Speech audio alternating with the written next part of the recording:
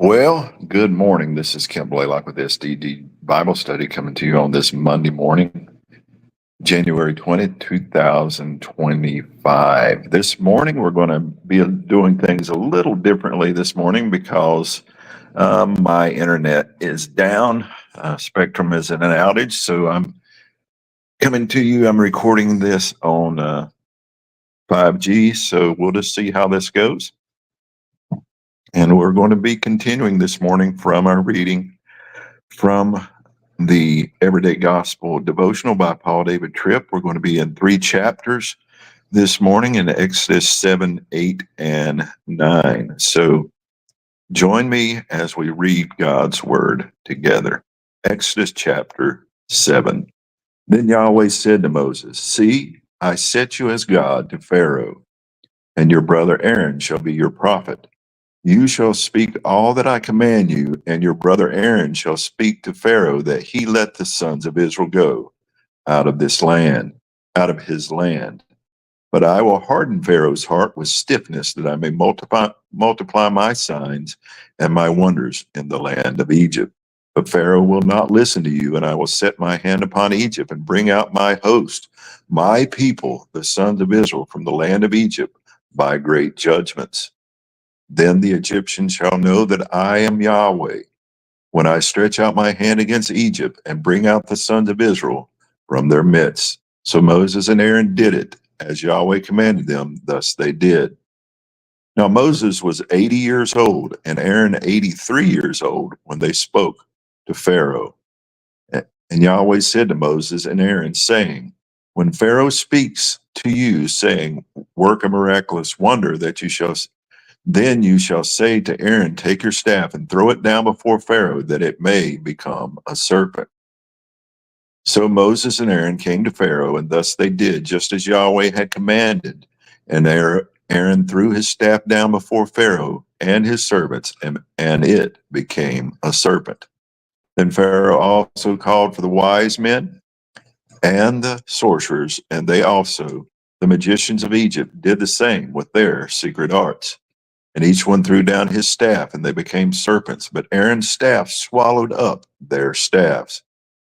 Yet Pharaoh's heart was hardened with strength, and he did not listen to them as Yahweh had spoken. Then Yahweh said to Moses, "Pharaoh's heart is hard with firmness. He refuses to let the people go. Go to Pharaoh in the morning as he is going out to the water, and station yourself to meet him on the bank of the Nile. And you shall take in your hand the staff that was turned into the serpent. And you shall say to him, 'Yahweh, the God of the Hebrews, sent me to you, saying, Let my people go, that they may serve me in the wilderness. But behold, you have not listened until now. Thus says Yahweh, by this you shall know that I am Yahweh. Behold, I am about to strike the water that is in the Nile with the staff that is in my hand, and it will be turned to blood. And the fish that are in the Nile will die, and the Nile will become foul, and the Egyptians will be weary of drinking water from the Nile.'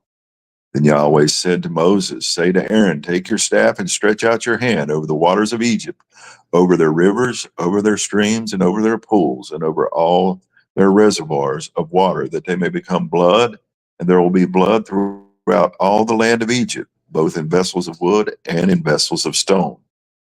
So Moses and Aaron did thus, as Yahweh had commanded, and he raised up the staff and struck the water that was in the Nile in the sight of his servants. And all the water that was in the Nile was turned to blood. And the fish that were in the Nile died, and the Nile became foul, so that the Egyptians could not drink water from the Nile. And the blood was through all the land of Egypt. Yet the magicians of Egypt did the same with their secret arts, and Pharaoh's heart was hardened with strength, and he did not listen to them as Yahweh had spoken. Then Pharaoh turned and went into his house, and he did not set his heart even on this. So all the Egyptians dug around the Nile for water to drink, for they could not drink of the water of the Nile. And 7 full days passed after Yahweh had struck the Nile. Chapter 8. Then Yahweh said to Moses, "Come to Pharaoh and say to him, Thus says Yahweh, Let my people go, that they may serve me. But if you refuse to let them go, behold, I will smite your whole territory with frogs.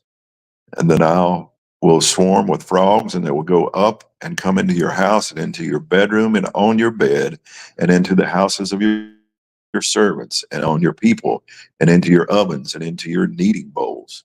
So the frogs will come up on you and on your people and on all your servants.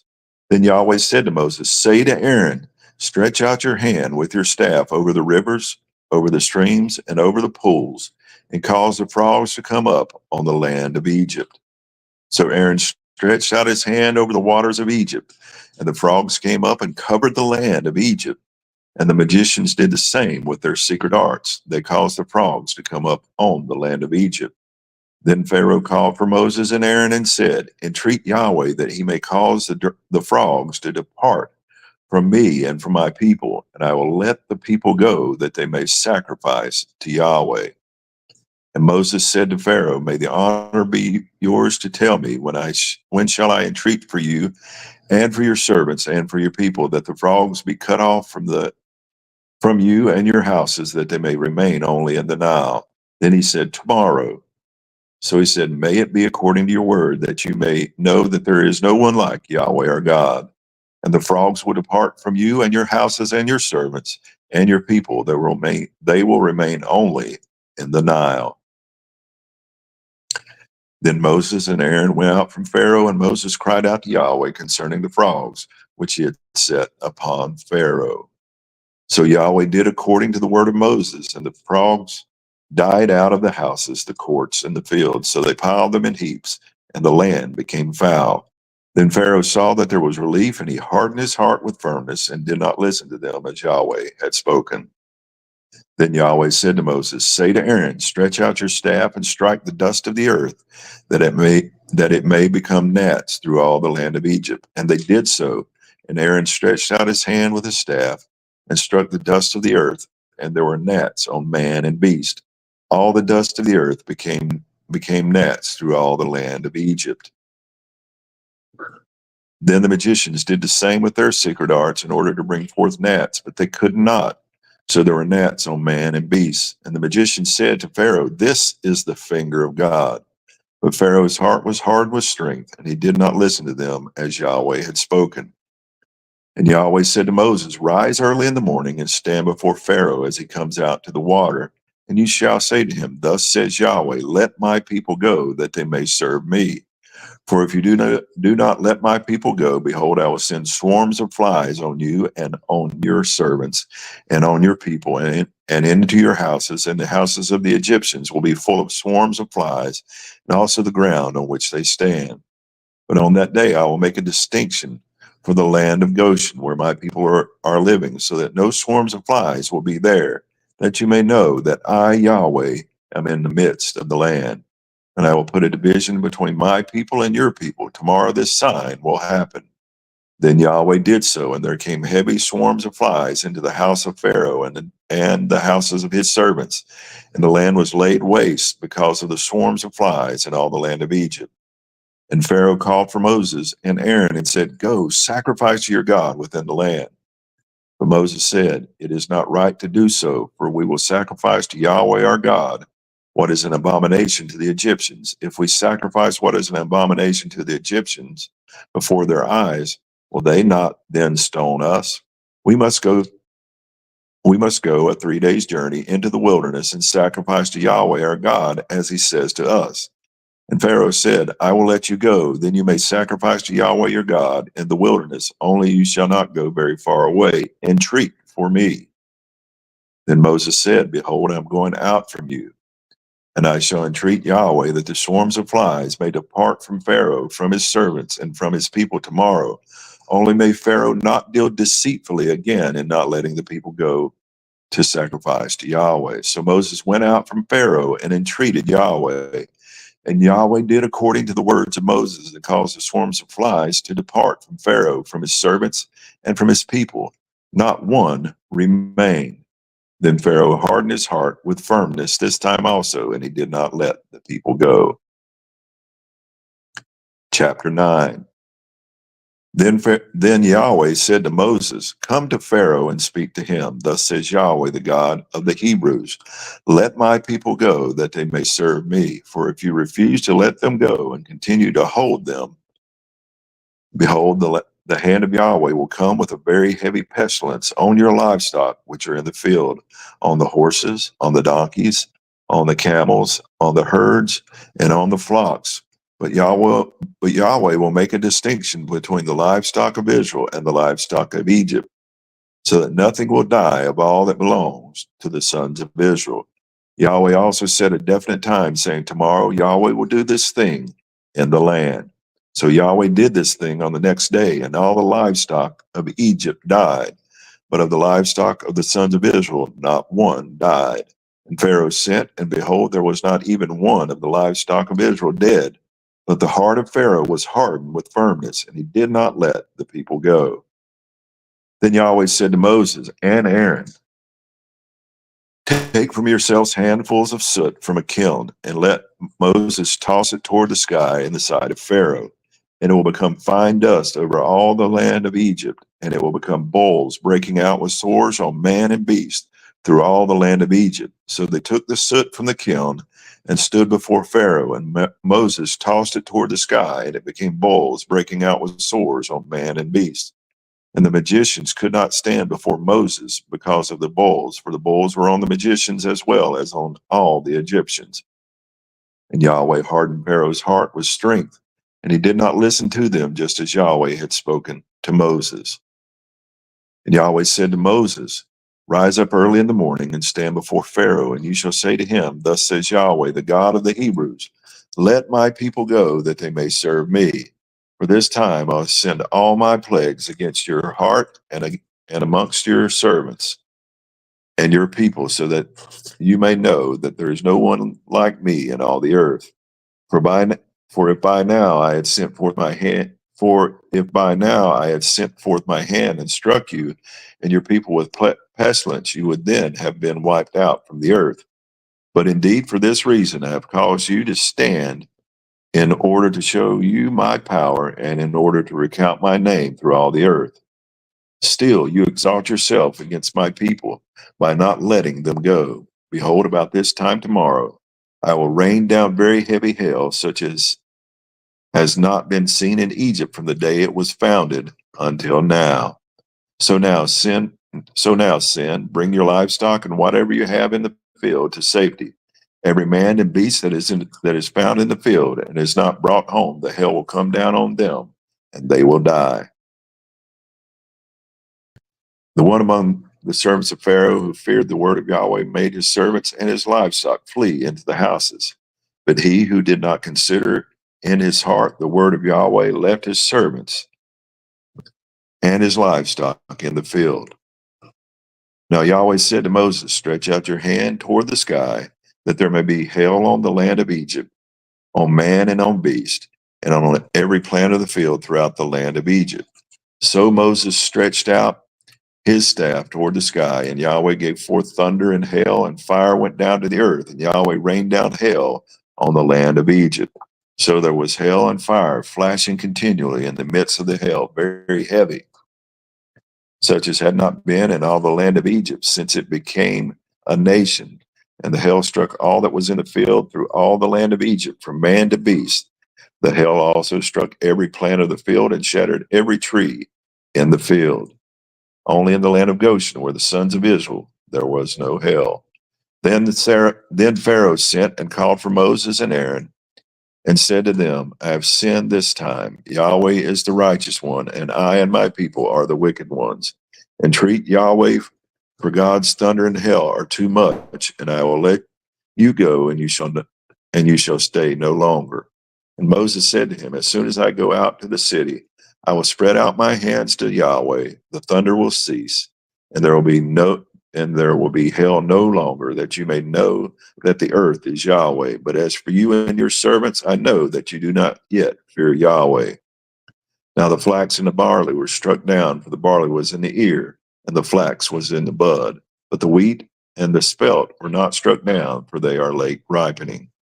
And Moses went out of the city from Pharaoh and spread out his hands to Yahweh. The thunder and the hail ceased, and rain no longer poured on the earth. But Pharaoh saw that the rain and the hail and the thunder had ceased, so he sinned again and hardened his heart with firmness, he and his servants. And Pharaoh's heart was hardened with strength, and he did not let the sons of Israel go, just as Yahweh had spoken by the hand of Moses. Now to the reading of the devotional from Everyday Gospel.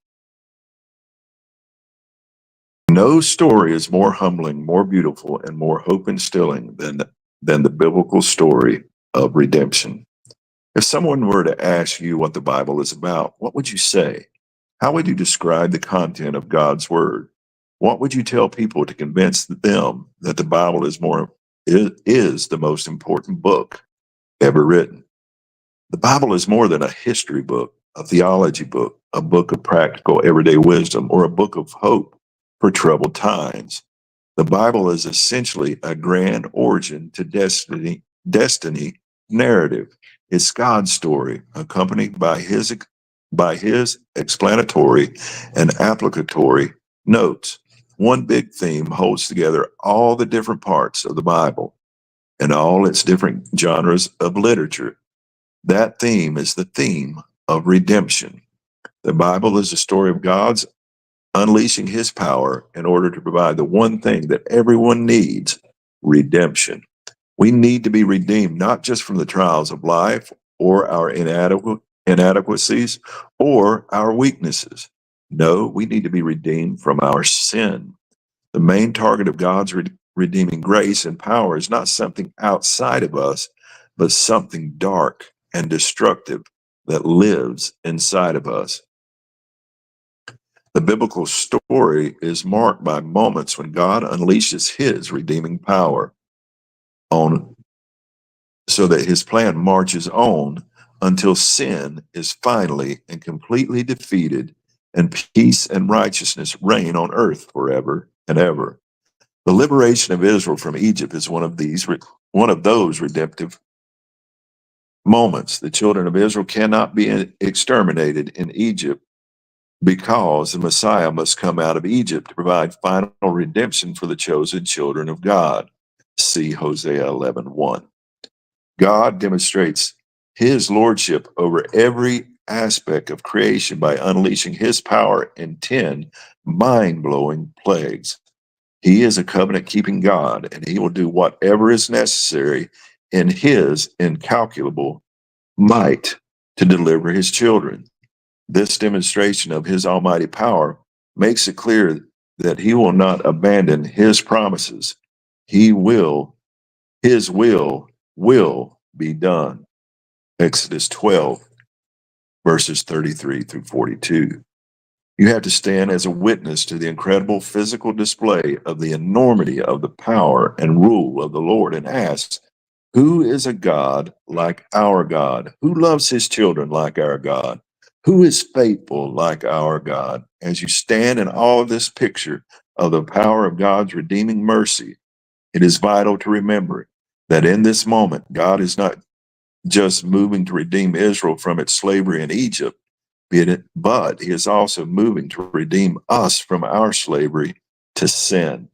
If there had been no redemption from Egypt and no delivery to the promised land, there would have been no Messiah born in Bethlehem to live a perfectly righteous life, die a substitutionary death, and rise victorious over sin and death. All the redemptive moments in the Old Testament are not just for the people at the time, but they are for us too.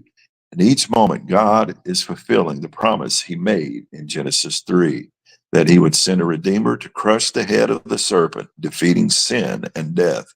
The story of the plagues is your story. The redeeming grace is not just for then, but for you here, right now. And that is going to conclude our reading this morning. I hope you have enjoyed it. I hope you'll enjoy this day ahead. It's going to be a cold one here in the Carolinas and in this basically everywhere here in the East. So stay warm and have a blessed day. Soli Deo Gloria.